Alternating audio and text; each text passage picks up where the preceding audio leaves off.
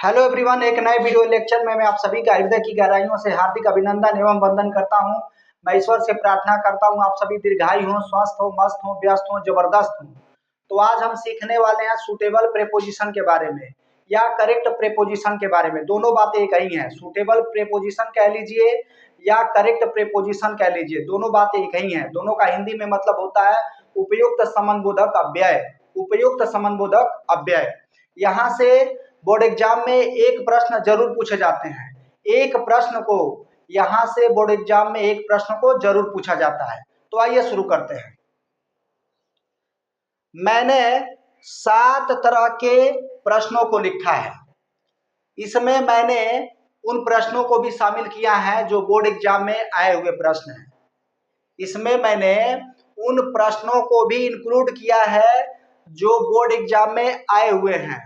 मैंने उन प्रश्नों को भी इसमें इंक्लूड किया है, इनमें शामिल किया है जो प्रश्न बोर्ड एग्जाम में आए हुए हैं। मैंने इनमें सात तरह के मैंने प्रश्न लिखे हैं और 7 तरह के प्रश्नों में मैंने उन प्रश्नों को भी इंक्लूड किया है, शामिल किया है जिनको बोर्ड एग्जाम में पूछा गया है।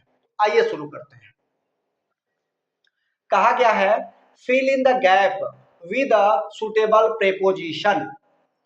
फिल इन द गैप, खाली स्थान को, फिल इन का मतलब होता है भरना। फिल इन का मतलब होता है भरना। गैप का मतलब खाली स्थान, रिक्त स्थान भी बोल सकते हैं। गैप का मतलब, गैप का हिंदी में मतलब होता है खाली स्थान या रिक्त स्थान। फिल इन का मतलब हो जाएगा भरना। गैप मीन्स खाली स्थान या रिक्त स्थान। विद मीन्स से या के साथ भी होता है। विद का मतलब से भी होता है, के साथ भी होता है। और मीन्स एक, सुटेबल मीन्स हो जाएगा उपयुक्त। प्रेपोजिशन का मतलब हो जाएगा समन्वोधक अव्यय। तो कहने का तात्पर्य यह है, एक उपयुक्त, सुटेबल मीन्स होता है उपयुक्त या उचित भी होता है। यहाँ पर करेक्ट शब्द का भी प्रयोग किया जा सकता है। सूटेबल के जगह पर यहाँ पर करेक्ट शब्द का भी प्रयोग किया जा सकता है।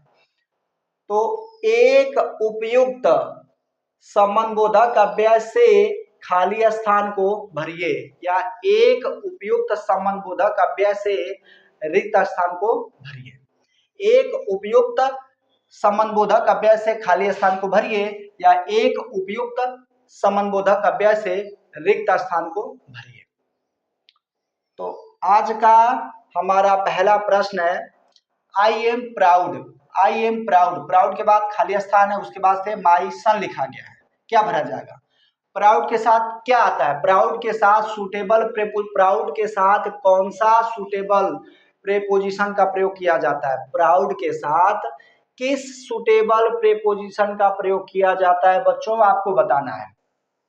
प्राउड के साथ किस करेक्ट प्रेपोजिशन या किस सुटेबल प्रेपोजिशन का प्रयोग किया जाता है, आपको बताना है।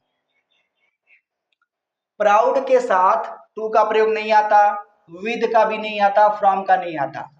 तो बड़े ध्यान पूर्वक आपको समझना है और यहां से 1 नंबर आप जरूर ले जाइए।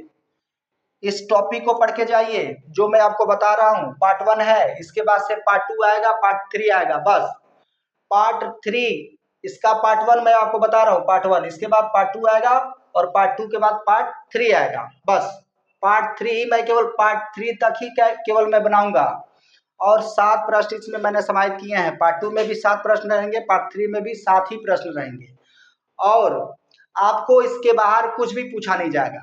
यह विश्वास, आप इस क्लास से विश्वास लेकर के जाइए कि जो भी आपको यहाँ पढ़ाया जाएगा वह सारे के सारे प्रश्न बोर्ड एग्जाम में जरूर आएंगे, आने ही हैं। यह आप इस क्लास से विश्वास लेकर के जाइए। तो प्राउड के साथ आप प्रेपोजिशन का प्रयोग किया जाता है। I am proud of my son. Proud to नहीं, प्राउड विद नहीं, प्राउड फ्रॉम नहीं, प्राउड के साथ आप प्रेपोजिशन का प्रयोग किया जाता है। प्राउड ऑफ क्या हो जाएगा बच्चों? Proud of. प्राउड ऑफ का मतलब क्या हो जाएगा? I am proud of my son, इसका मतलब क्या हो जाएगा बच्चों? I am proud of my son, इसका मतलब हो जाएगा मुझे अपने बेटे पर क्या है? गर्व है। मुझे अपने बेटे पर गर्व है, या मुझे अपने बेटे के ऊपर गर्व है। मुझे अपने बेटे पर गर्व है या मुझे अपने बेटे के ऊपर गर्व है, दोनों बातें एक ही हैं। तो कहने का तात्पर्य यह है, प्राउड के साथ आप प्रीपोजिशन का प्रयोग किया जाता है, टू का नहीं, फ्रॉम का नहीं, विद का नहीं। Proud of, I am proud of my son, मुझे अपने बेटे के ऊपर गर्व है, मुझे अपने बेटे पर गर्व है। तो प्राउड के साथ आप प्रीपोजिशन प्रयोग में आता है। चलिए दूसरा प्रश्न आपके व्हाइट बोर्ड पर, ही इज ईगर, ईगर के बाद खाली स्थान, नो हिज रिजल्ट। ईगर के साथ, ईगर वर्ड के साथ कौन सा प्रीपोजिशन आता है? ईगर अबाउट होता है क्या? होगा ही नहीं। ईगर इनटू होता है क्या? होगा ही नहीं। हाँ, ईगर टू जरूर होता है, eager to, he is eager to. क्या हो जाएगा बच्चों? Eager to. विकल्प number third, option number third हो जाएगा। ऑप्शन नंबर थर्ड क्या हो जाएगा बच्चों? सही हो जाएगा। He is eager to know his result, इसका मतलब हो जाएगा वह अपना परिणाम जानने को उत्सुक है, या वह अपना परिणाम जानने के लिए उत्सुक है। तो प्राउड के साथ आप प्रेपोजिशन आता है और ईगर के साथ टू प्रेपोजिशन आता है। Eager to, eager, eager about नहीं, ईगर इनटू नहीं, ईगर ऑफ नहीं, eager to, eager to. He is eager to know his result, वह अपना परिणाम जानने को उत्सुक है, या वह अपना परिणाम जानने के लिए उत्सुक है, दोनों बातें एक ही हैं। तो ईगर के साथ टू प्रीपोजिशन आता है। ऑप्शन नंबर थर्ड, विकल्प नंबर तीन, ऑप्शन नंबर थर्ड, विकल्प नंबर तीन क्या हो जाएगा? टू हो जाएगा सही। ऑप्शन नंबर थर्ड, विकल्प नंबर तीन में टू लिखा गया है, तो टू क्या हो जाएगा? सही हो जाएगा। ईगर के साथ टू प्रीपोजिशन आता है और प्राउड के साथ आप प्रीपोजिशन आता है। तो he is eager to know his result, वह अपना परिणाम जानने को उत्सुक है, या वह अपना परिणाम जानने के लिए उत्सुक है। चलिए तीसरा प्रश्न आपके व्हाइट बोर्ड पर, तीसरा प्रश्न आपके व्हाइट बोर्ड पर, ही इज सफरिंग, सफरिंग के साथ क्या आएगा? ही इज सफरिंग खाली स्थान, उसके बाद से फीवर, इन आएगा क्या? एट होगा क्या? फ्रॉम होगा क्या? या विद होगा क्या? चारों में से कौन सा विकल्प होगा?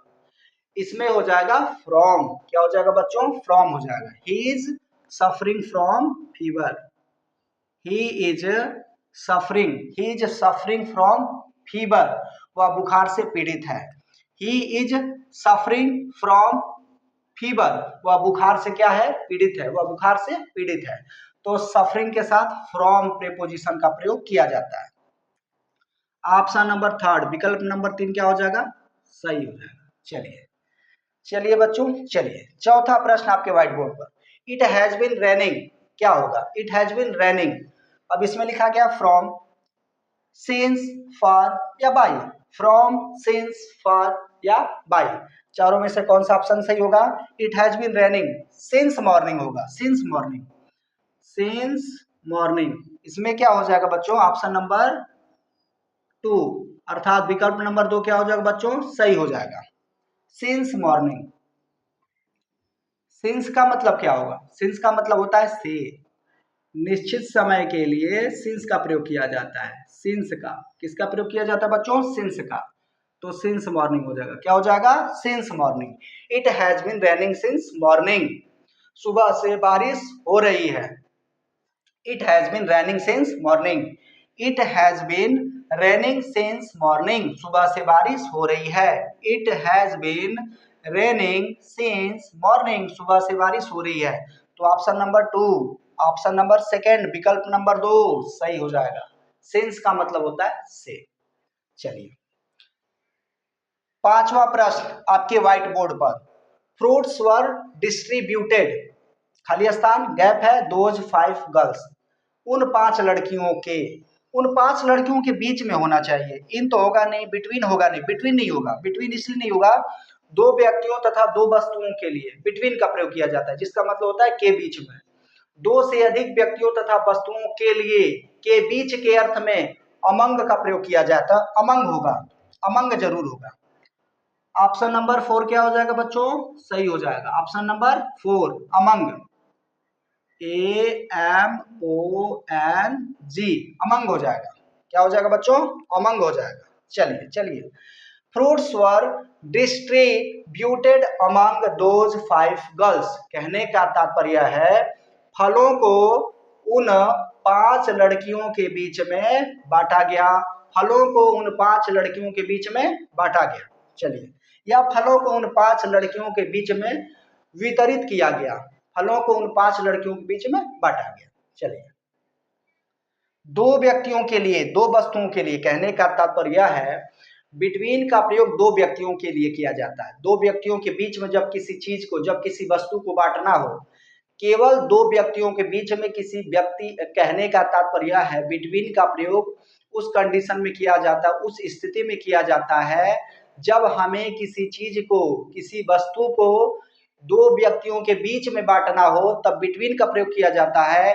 और 2 व्यक्तियों से अधिक, 2 व्यक्तियों से अधिक किसी चीज या वस्तु को 2 व्यक्तियों से अधिक के बीच में बांटना हो तो अमंग का प्रयोग किया जाता है।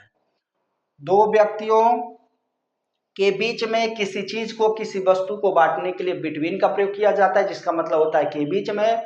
और 2 से अधिक व्यक्तियों के बीच में अगर किसी चीज को बांटना हो, 2 व्यक्तियों से अधिक, 2 व्यक्तियों से अधिक वस्तु को या किसी चीज को 2 व्यक्तियों से अधिक व्यक्तियों के बीच में किसी चीज या किसी वस्तु को बांटना हो तो वहां पर अमंग का प्रयोग किया जाता है। इसका भी मतलब होता है कि बीच में। तो यहाँ पर तो साफ साफ दिखाई दे रहा है, 2 जो 5 गर्ल्स, 2 से अधिक ही तो है।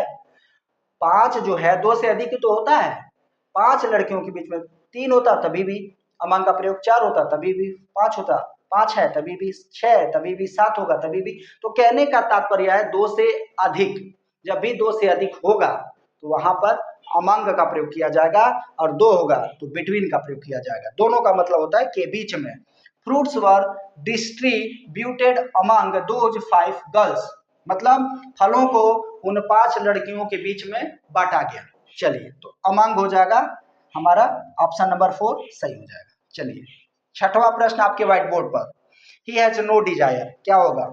Dzire, he has no desire for, he has no desire for होगा ऑप्शन नंबर 2।